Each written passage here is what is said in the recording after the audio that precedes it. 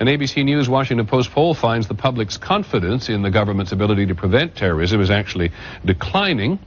On September the 11th, just after the attack, 66% of Americans said they thought the government could prevent a future one. That number has now dropped to 46%. And 56% of Americans support a congressional investigation into how the Bush administration handled intelligence before the September attacks. ABC News has also learned today that hundreds of government workers will be asked to take a lie detector test in the hope that one of them might produce a lead in the case of last year's Anthrax attacks. Here's our Justice Department correspondent, Pierre Thomas. The government wants to administer polygraphs to as many as 200 current and former employees at Fort Detrich, Dugway Proving Grounds, and a number of other labs.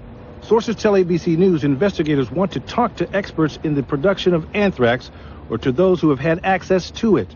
In the absence of a prime suspect, the FBI has to build its case through subtraction, taking away the elements that don't fit, trying to make their theory work. Without a clear suspect, the government has been frustrated for months. The polygraphing is the latest attempt to generate new leads.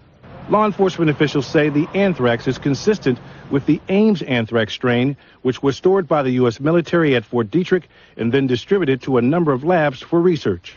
One law enforcement source tells ABC News, faced with a lot of dead ends, there's a growing sense of urgency. He said whoever murdered 5 people could strike again any time.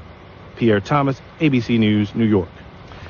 In the national briefing tonight, the Justice Department says the government system for identifying and monitoring foreign students is inadequate. The department's Inspector General says it is unlikely to meet its deadline for replacing the system. In North Carolina, 2 men went on trial for smuggling cigarettes to allegedly help the group Hezbollah in Lebanon, which the government calls a terrorist organization. Their lawyer says it'll be extremely hard to find an impartial jury.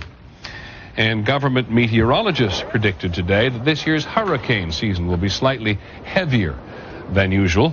They expect between 9 and 13 tropical storms, including 6 to 8 hurricanes.